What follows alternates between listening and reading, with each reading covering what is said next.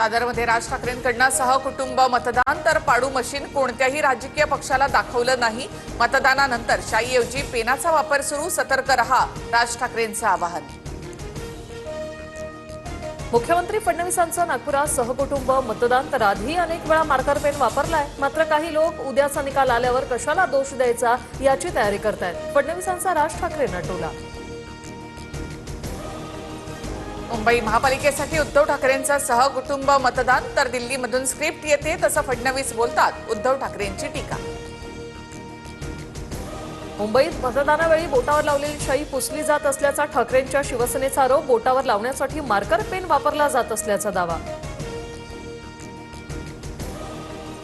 मुंबई महापालिका आयुक्तांकडून शाई तपासणीबाबत चौकशी सुरू, शाई त्वचेला लागेल अशी गडद लावा, आयुक्त भूषण गगराणी यांच्या सूचना।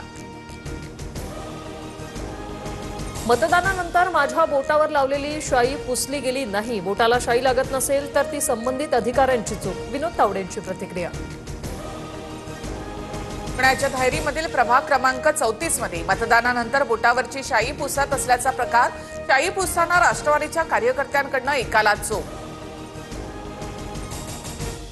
29 महापालिकांमध्ये आमच्या युतीचाच महापौर बसेल, फडणवीसांच्या नेतृत्वात राज्याचा विकास आणि त्यामुळे महायुतीला यश मिळेल, रवींद्र चव्हाणांकडून विश्वास व्यक्त। मुंबईची लढाई निवडणुकीपुरती नाही, मुंबई महापालिका जिंकल्यावर लढाईला सुरुवात होईल, संजय राऊतांचं विधान।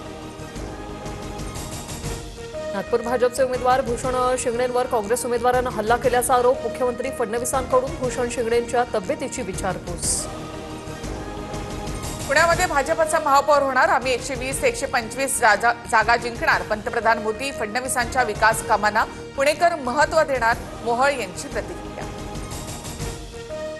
पुण्यात प्रभाग 27 मध्ये पवारांच्या एनसीपीच्या उमेदवाराची बंडखोर उमेदवाराने शरद पवारांचा फोटो वापरल्याचा आरोप, पवारांच्या राष्ट्रवादीचे नेते अंकुश काकडे कोर्टात जाणार।